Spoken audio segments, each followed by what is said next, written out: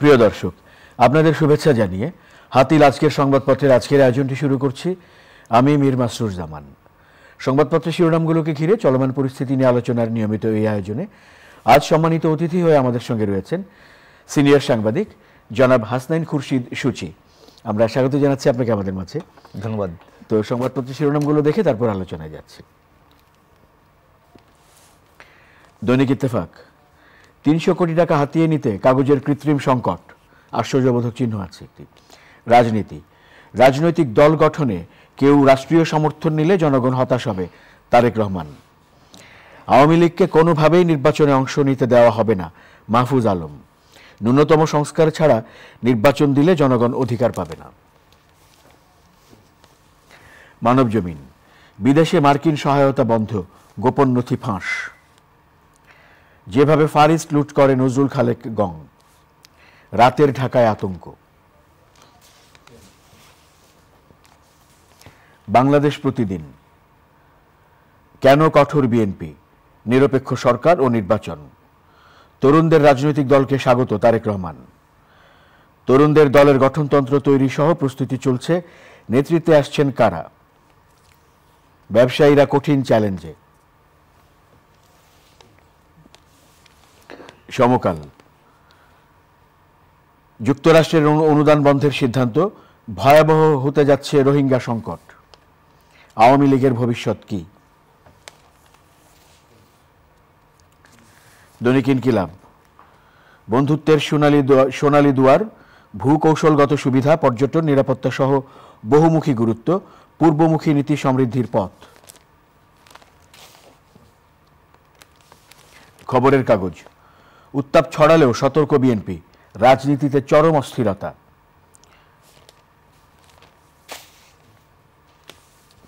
কালের কণ্ঠ, অর্থনীতি বাঁচাতে সবার চোখ শীর্ষে, অগ্রাধিকারে মনোযোগের কেন্দ্রে যেসব বিষয়। আস্থাহীনতা ও বাড়তি খরচে ধুঁকছে শিল্প। আমার দেশ, বাস র্যাপিড ট্রানজিট এখন গলার কাঁটা। ভারতের প্রজাতন্ত্র দিবসের অনুষ্ঠানে অংশ নিলেন যারা। কালবেলা, নাই প্রতিষ্ঠানের 96 হিসাবে লেনদেন 600 কোটি টাকা। ঢাকা বিশ্ববিদ্যালয়ের ভর্তি পরীক্ষা, বৈষম্য বিরোধী, খালেদা জিয়া, ডক্টর ইউনূস ও আবু সাইদ নিয়ে প্রশ্ন।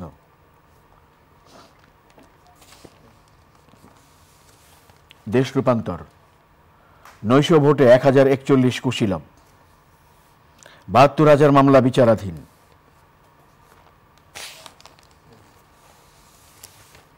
আমাদের সময়, আগামী বাজেটে গুরুত্ব পাবে অর্থ ব্যাংক খাতের পুনর্গঠন। 7 বছর পর ছেলের বাসায় খালেদা জিয়া। দৈনিক দিনকাল, দেশে ফিরলেন প্রধান উপদেষ্টা। রাষ্ট্রীয় পৃষ্ঠপোষকতায় রাজনৈতিক দল গঠিত হলে জনগণ হতাশ হবে, তারেক রহমান। বিদেশে মার্কিন সহায়তা বন্ধ, গোপন নথি ফাঁস। দৈনিক করতোয়া, বিএনপি নেতাদের দাবি নির্বাচন নিয়ে ষড়যন্ত্র হচ্ছে। বিবিসি বাংলাকে উপদেষ্টা নাহিদ, বিএনপির কথার টোন আওয়ামী লীগের সঙ্গে মিলে যাচ্ছে। ভারতে বাংলাদেশি নারীকে ধর্ষণের পর হত্যা, প্রতিবাদে ঢাকায় বিক্ষোভ, বিচার দাবি। সকালের সময়, কোন পথে নির্বাচন, ভোজ্য তেলের সংকট কাটবে কবে। আমাদের বার্তা, 7 ফেব্রুয়ারি মহাসমাবেশের ডাক, সরকারি চাকুরেদের মহার্ঘ ভাতা। শিরোনামগুলো দেখে নিলাম দৈনিক সংবাদপত্রগুলোর। আজ প্রধান শিরোনাম হিসেবে কয়েকটি বিষয় ঘুরে ফিরে আছে, তার মধ্যে আমরা আলোচনা শুরু করি এই বিষয়টিকে ঘিরে যে উপদেষ্টা মাহফুজ আলম, তিনি লক্ষ্মীপুরে তাকে গণসংবর্ধনা দেওয়া হয়েছে, সেখানে তিনি কথা বলেছেন। তার যে বক্তব্যটি উদ্ধৃত করা হয়েছে সেটি নিয়ে আমরা আলোচনা শুরু করতে পারি। তিনি বলেছেন যে আওয়ামী লীগকে কোনোভাবেই নির্বাচনে অংশ নিতে দেওয়া হবে না, পাশাপাশি ন্যূনতম সংস্কার ছাড়া নির্বাচন হলে জনগণ তাদের অধিকার পাবে না। বিষয়টি হচ্ছে আওয়ামী লীগকে নির্বাচনে অংশগ্রহণ করতে দেয়া হবে না, সেটা মাহফুজ আলম সাহেব বলেছেন। কিন্তু এটা খুব স্বাভাবিক যে আওয়ামী লীগ এই জুলাই অগাস্টে বিশেষ করে যে ব্যাপক গণহত্যা চালিয়েছে, যে ব্যাপক নির্যাতন চালিয়েছে, অসংখ্য মানুষ আহত হয়েছে, সেটার পরে আওয়ামী লীগ এক ধরনের গণপ্রত্যাখ্যাত হয়ে গেছে। আওয়ামী লীগের সেই রাজনৈতিক ভিত্তি যে একসময় খুব শক্তিশালী ছিল সেটা আজকে আর নাই। আজকে মানুষের কাছে আওয়ামী লীগের গ্রহণযোগ্যতা একদম শূন্যের কোটায় বা তারও নিচে। এরকম একটা অবস্থায় আওয়ামী লীগ যদি নির্বাচনে প্রতিদ্বন্দ্বিতা করতে আসে, মানুষই তাকে বর্জন করবে বা প্রত্যাখ্যান করবে, সেটা খুব স্বাভাবিক।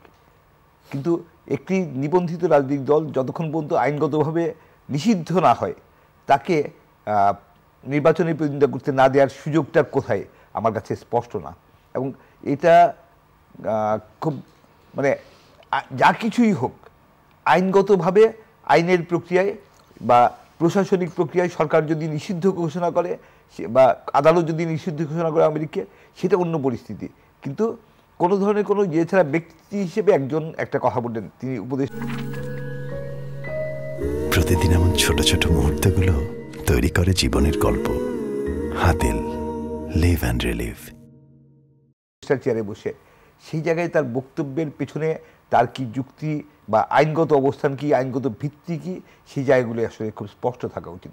যা প্রত্যাশা যে ন্যাচারালি হ্যাঁ, আওয়ামী লীগ এত অপকর্মের পরে, এত লুটতরাজ, এত ব্যাংক লুট, অর্থ পাচার, এত কিছুর পরে, গণহত্যা তো আছেই, এত কিছুর পরে আওয়ামী লীগ নির্বাচনে আসবে, আওয়ামী লীগ এসে সংসদে বসবে, আওয়ামী লীগের এমপিরা, এটা কেউ আমরা মেনে নিতে সবারই কষ্ট হবে এবং কেউ মানতে চায় না, কেউ এটা চায় না। কিন্তু আকাঙ্ক্ষা এক জিনিস আর আইনগত বিষয়টা একদম আলাদা। আইনগতভাবে সাংবিধানিকভাবে কি করবে সরকার, সেটা দেখার জন্য আমরা অপেক্ষায় থাকব। এই আরেকটি সংবাদপত্রে এই বিষয়টিকে ঘিরে, মানে এরকম বিষয়কে ঘিরে আরেকটি সংবাদ রয়েছে, ভোটের রাজনীতি, আওয়ামী লীগের ভবিষ্যৎ কি? আওয়ামী লীগের ভবিষ্যৎ আসলে একটু আগে যেটা আমরা বলছিলাম যে মাহফুজ আলম যা বলেছেন, যদি সেটা হয় আওয়ামী লীগকে নির্বাচনে অংশগ্রহণ করতে দেওয়া হবে না, সেটা যদি আইনগত বা সাংবিধানিক বা প্রশাসনিক কোনো পদক্ষেপ নিয়ে, সিদ্ধান্ত নিয়ে যদি সেভাবে কিছু হয়, সেটা অন্য জিনিস। অন্যথায় আওয়ামী লীগকে নির্বাচন থেকে দূরে রাখার সুযোগটা আসলে কী, এবং সেটা করতে গিয়ে যাতে সরকার কোনোভাবে বা নির্বাচনকে কোনোভাবে মানে নির্বাচনকে নিয়ে ঘিরে কোনো রকম অনিশ্চয়তা বা কোনো সংকট যাতে তৈরি না হয়, সেটা আমরা আশা করব। এর খুব পাশাপাশি আরেকটি শিরোনাম একই ধরনের বিষয়কে কেন্দ্র করে হয়েছে, সেটি হচ্ছে যে একটি বলা হয়েছে যে তারেক রহমান ছাত্রদের রাজনৈতিক দল গঠনকে স্বাগত জানিয়েছেন।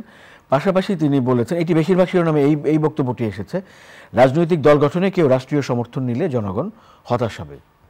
আমরা কিন্তু এর আগেও দেখেছি কিংস পার্টি একটা টার্ম হিসেবে বাংলাদেশে ব্যাপকভাবে আলোচিত, এবং 111-এর সময় আমরা দেখেছি যে ফেরদৌস কুরেশি সাহেবকে দিয়ে কোত্থেকে তাকে তুলে এনে ফেরদৌস কুরেশি সাহেবকে দিয়ে একটা কিংস পার্টি গঠনের একটা চেষ্টা করা হয়েছিল, যেটা চরমভাবে ব্যর্থ হয়েছিল।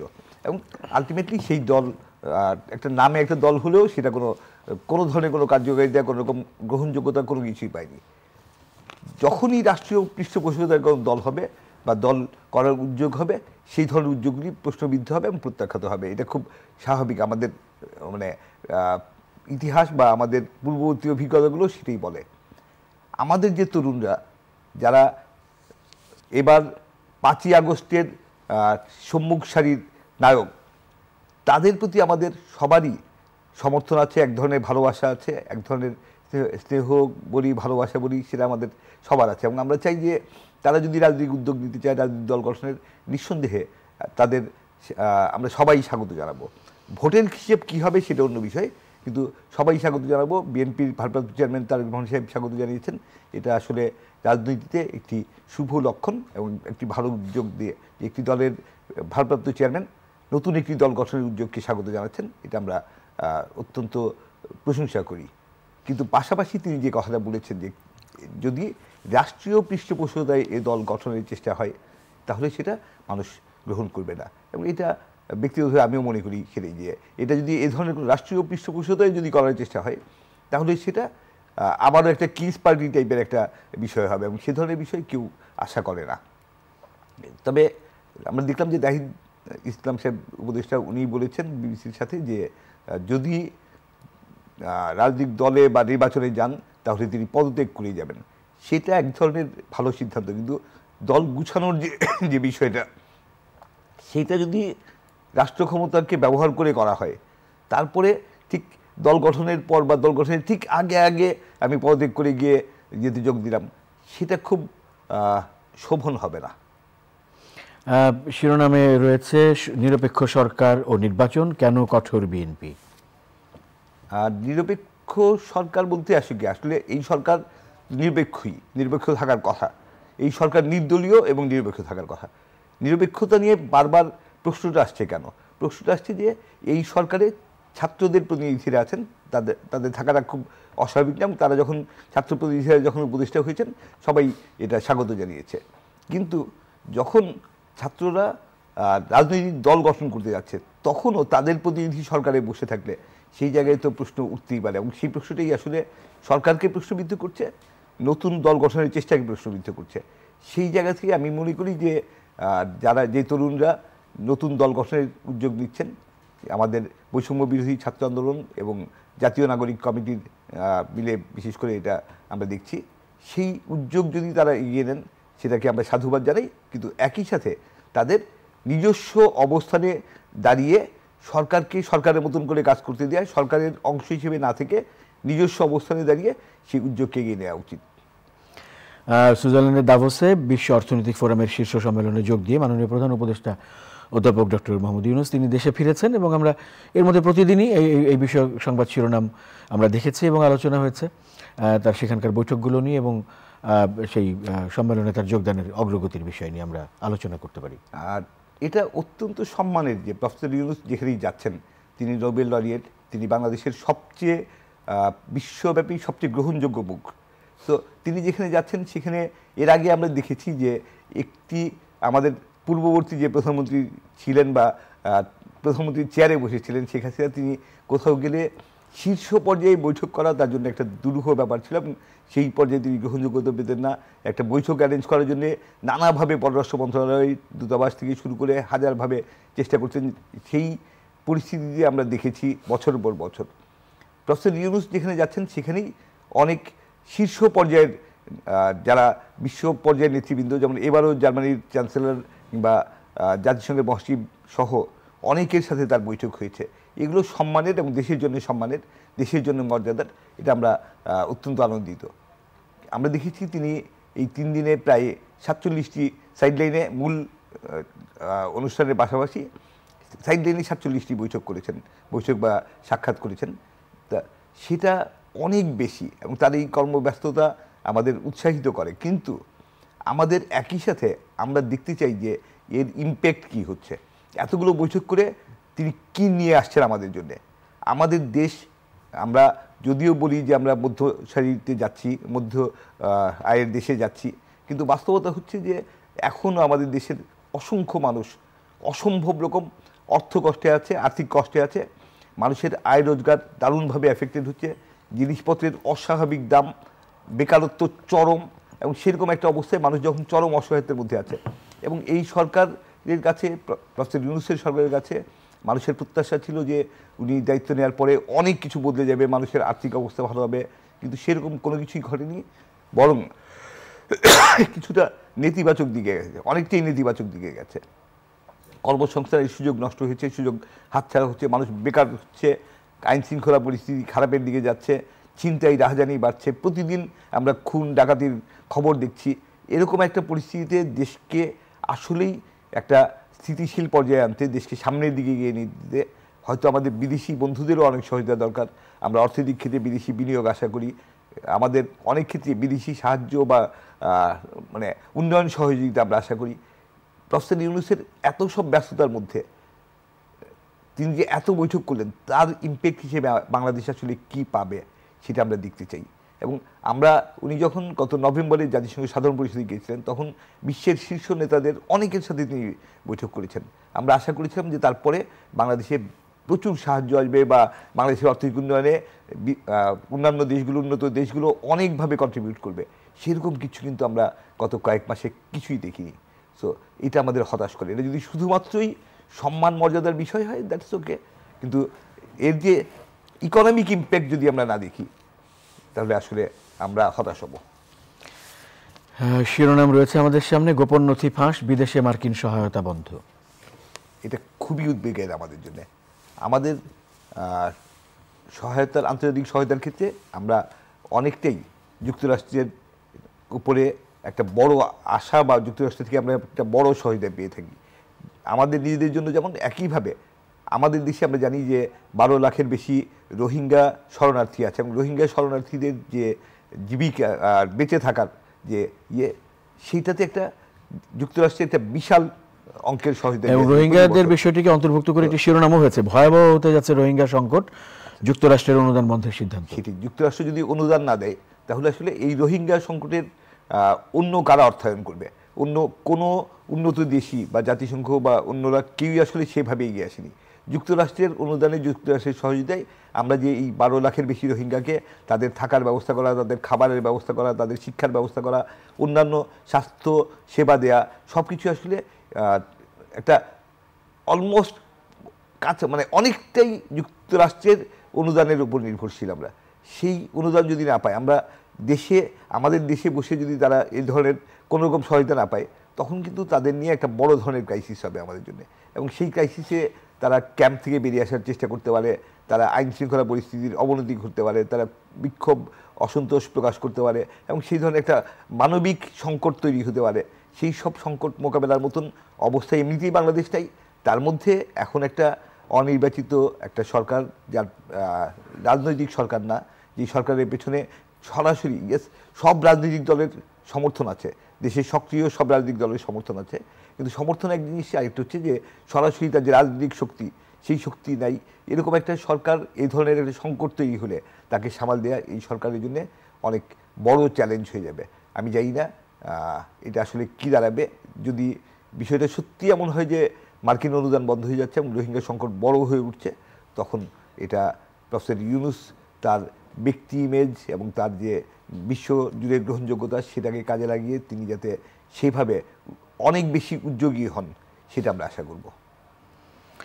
আরেকটি শিরোনাম আমাদের সামনে রয়েছে, ব্যবসায়ীরা কঠিন চ্যালেঞ্জে, সরকার অর্থনীতিতে গুরুত্ব দিতে ভুলে গেছে, এরকম একটি উপশিরোনাম সহ। এটা আমরা বারবার বলছি যে সরকার সংস্কারের বা অন্যান্য রাজনৈতিক বিষয়ের দিকে মনোযোগ দিতে গিয়ে অর্থনীতিতে আসলে একদমই সরকারের মনোযোগ আমরা দেখছি না। অর্থনীতির কিছু কিছু ক্ষেত্রে যে এক ধরনের যদি আমি বলি যে ম্যাক্রো ইকোনমিক স্ট্যাবিলিটি কিছুটা ফিরিয়ে এনেছে সরকার। আমাদের বৈদেশিক মুদ্রার বিনিময় হার যেভাবে ধস নামছিল, সেখান থেকে ডলারের দাম ক্রমাগত বাড়ছিল, সেটাকে কিছুটা স্থিতিশীল করতে পেরেছে। ব্যাংকিং খাতে শৃঙ্খলা ফিরিয়ে এনেছে বা ফিরিয়ে আনার চেষ্টা চলছে, এই দিকগুলোতে কিছুটা ভালো। ইভেন গার্মেন্টস রপ্তানির ক্ষেত্রে কিছুটা গ্রোথ আমরা দেখছি, যদিও খুব বেশি না। কিন্তু অন্যান্য রেমিটেন্সে এবছর গত বছর 27% গ্রোথ হয়েছে, যেটা এই যাবৎকালের রেকর্ড। কিন্তু এর বিপরীতে অর্থনীতিতে নতুন করে গতি সঞ্চারের যে বিষয়, সেটা আসলে একদমই অনুপস্থিত মনে হচ্ছে। জিনিসপত্রের দাম কিংবা দেশে উৎপাদন খাতকে আরও শক্তিশালী করা, উৎপাদনে নতুন গতি আনা, নতুন করে যদি কলকারখানা হতো, নতুন করে কর্মসংস্থান তৈরি হতো, সেই কর্মসংস্থান সৃষ্টির উদ্যোগ, এই ধরনের কিছুতেই সরকারের যে মনোযোগ দিই, তাতে আলটিমেটলি যেটা হচ্ছে যে মানুষ দারুণভাবে হতাশ হচ্ছে, মানুষ অসম্ভব কষ্টে আছে। জিনিসপত্রের এই দামের মধ্যে নতুন করে ভ্যাট আরোপ করা হয়েছে এবং ভ্যাটের হার বাড়ানো, ভ্যাট আরোপ করাতে অনেক পণ্যে ভ্যাট আরোপ করা হয়েছে এবং তাতে মানুষ আসলে দিন দিন একটা অসহনীয় অবস্থার দিকে যাচ্ছে। সামনের রোজা, এই রমজানের মধ্যে যদি জিনিসপত্রের দাম আরও বাড়ে, মানুষের পক্ষে এটা আসলে নেওয়া কঠিন। এমনিতেই এর পাশাপাশি সামাজিকভাবেও অনেক রকম সংকটের মধ্যে আমরা আছি। আমাদের এখন পর্যন্ত পাঠ্য বই স্কুলের বাচ্চাদের হাতে পৌঁছেনি, শিক্ষা ব্যবস্থা কোনো রকম শৃঙ্খলায় আসেনি, শিক্ষার প্রতিও অর্থনীতির যেমন একইভাবে শিক্ষা খাতের প্রতি যে মনোযোগ দেওয়া উচিত ছিল, আমাদের শক্তিশালী জনশক্তি গড়ে তোলা, আমাদের যে তারুণ্য, তাকে মানব সম্পদে রূপান্তরের জন্য যে উদ্যোগ নেওয়া দরকার ছিল, সরকার এতগুলো কমিশন করলো, শিক্ষা কমিশন কেন করলো না? কেন শিক্ষার্থীদের নিয়ে সরকারের সেই ভাবনাটা নেই? শিক্ষাঙ্গনে শৃঙ্খলা ফিরিয়ে আনা, ভালো পড়াশোনার মান বাড়ানো, সেসব দিকে পর্যাপ্ত মনোযোগ দিই। এই বিষয়গুলো কিন্তু আমাদের দারুণভাবে হতাশ করছে। আমরা বারবার একই কথা বলছি, আমরা এই হতাশা থেকে বেরিয়ে আসতে চাই। প্রফেসর ইউনূস এবং তার সরকারের প্রতি আমাদের আস্থা আছে। আমরা এখনও বিশ্বাস করি যে এই সরকার খুব দ্রুত এই সব বিষয়ে পদক্ষেপ নেবেন, আর পাশাপাশি দেশকে গণতন্ত্রের দিকে দ্রুত এগিয়ে নিয়ে যাবেন। অন্যথায় যদি তারাও না পারেন, গণতন্ত্রের দিকেও না যান, নির্বাচনের দিকে না যান, সব মিলে আমরা যারা সাধারণ মানুষ, আমাদের জন্য অনেক বেশি কষ্টের হয়ে যাবে।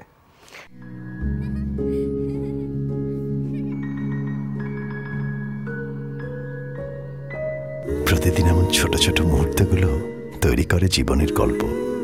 Hatil, live and relieve.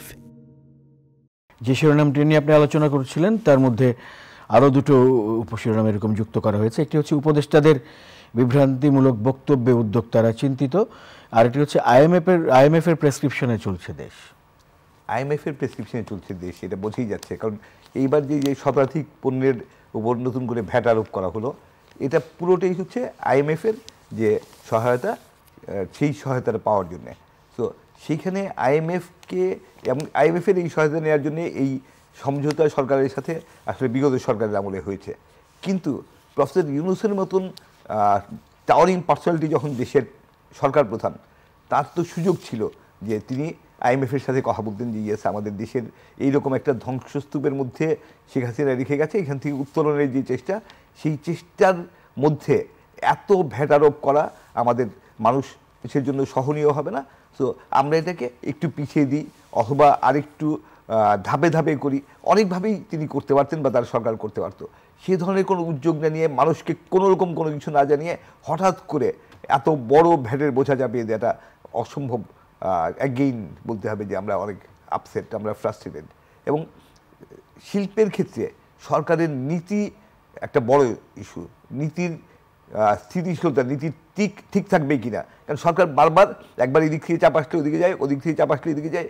সরকারের সিদ্ধান্তহীনতা, ঘন ঘন সিদ্ধান্ত পরিবর্তন, এইসব কারণে বিনিয়োগকারীরা আস্থা পাচ্ছে না যে আমি বিনিয়োগ করব। আজকে যেই কর কাঠামোকে মাথায় রেখে, যে বিনিয়োগ পরিবেশকে মাথায় রেখে আমি আজকে বিনিয়োগ করব, কিছুদিন পরে সেই পরিবেশটা থাকবে কিনা।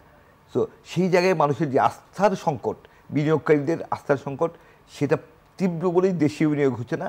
আর স্থানীয় বিনিয়োগ না হলে বিদেশি বিনিয়োগ আসাটা খুব একটা আসবে, এটা খুব একটা আশা করা যায় না। সব কিছু মিলে বিনিয়োগের ক্ষেত্রে একটা স্থবিরতা তৈরি হয়ে আছে। সেটা বিনিয়োগকারীদের যেমন, দেশের ব্যবসায়ী শিল্পপতি যারা আছেন তারাও দারুণভাবে উদ্বিগ্ন হচ্ছেন। এবং সেই উদ্বেগ আমাদের সবাইকেই আসলে এফেক্টেড করবে যদি এটা কাটিয়ে ওঠার চেষ্টা না করা হয়।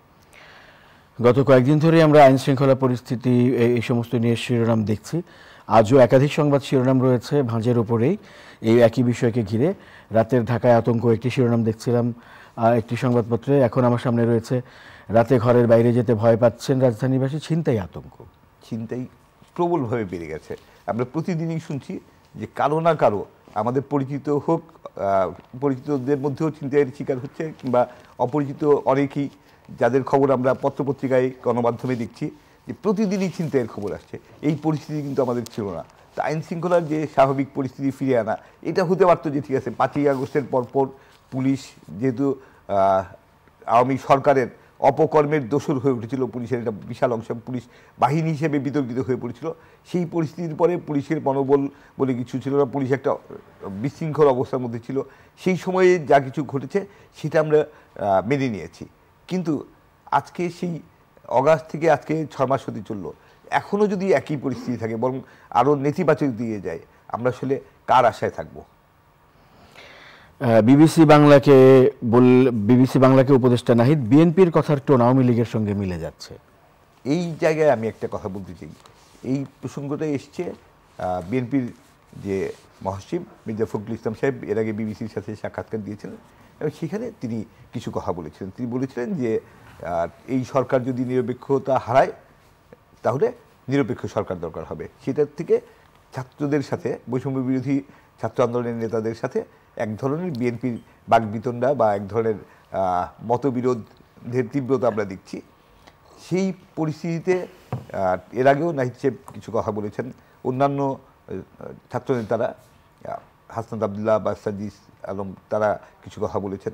সেই ধরনের একটা বিরোধের মুখে হঠাৎ করে আমরা দেখলাম যে আওয়ামী লীগের আরাফাত সাহেব হঠাৎ করে এমন ধরনের কথা বললেন, যেই কথা এই সরকারের বিরোধিতা করতে গিয়ে এবং কিছুটা বিএনপির এর সত্য বিএনপি মহাসচিবের কথার সাথে মিলিয়ে ফেলার একটা চেষ্টা করে তিনি আসলে যেটা চেষ্টা করেছেন, আমার ধারণা হচ্ছে যে আরাফাত সাহেব এমন একটা বিভ্রান্তি তৈরির চেষ্টা করেছেন এবং বিএনপি এবং বৈষম্য বিরোধী ছাত্র আন্দোলনকারীদের মধ্যে যে মতবিরোধ হচ্ছিল সেটাকে আরও উস্কে দিয়ে একটা বিভেদের দিকে নিয়ে যাওয়ার চেষ্টা করেছেন। স্বাভাবিকভাবেই আওয়ামী লীগ অপসারিত হওয়ার পরে আওয়ামী লীগের শীর্ষ নেত্রী সাবেক প্রধানমন্ত্রী শেখ হাসিনা সহ তার দলের অনেক কেন্দ্রীয় নেতা তারা দেশ ছেড়ে পালিয়ে যাওয়ার পরে অন্যরা অনেকেই যখন দেশের বিভিন্ন স্থানে কিংবা পালিয়ে আছেন কিংবা জেলখানায় আছেন, সেই অবস্থায় আওয়ামী লীগ রাজনৈতিকভাবে আবার ফিরে আসার চেষ্টা করবে। এবং ফিরে আসার জন্য তারা যেটা চেষ্টা করছে সেটা হচ্ছে যে আন্দোলনের যে শক্তি, যে গণতান্ত্রিক শক্তি, তাদের মধ্যে ভাঙন ধরানো, ডিভাইড করে সেই বিভাজনের সুযোগে, সেই বিভেদের সুযোগে আওয়ামী লীগ আবার ফিরে আসতে পারে কিনা। এটা আমার কাছে মনে হয়েছে আওয়ামী লীগের একটা ট্র্যাপ, আওয়ামী লীগের একটা অপপ্রচার, এবং সেই অপপ্রচারে যাতে বিএনপি কিংবা শিক্ষার্থীরা মানে যাতে তাদের মধ্যে যে বিরোধ, সেই বিরোধ যাতে উস্কে না ওঠে, সে ব্যাপারে তাদের সবারই সচেতন থাকা উচিত। অনেক অনেক ধন্যবাদ জনাব হাসান খুরশিদ সূচি আজকে আমাদেরকে সময় দেওয়ার জন্য। প্রিয় দর্শক, আপনাদেরও ধন্যবাদ সঙ্গে থাকার জন্য। চ্যানেল আইয়ের নিয়মিত আয়োজন হাতিল আজকের সংবাদপত্রের আজকের পর্বটি এ পর্যন্তই। ভালো থাকবেন সবাই, শুভরাত্রি।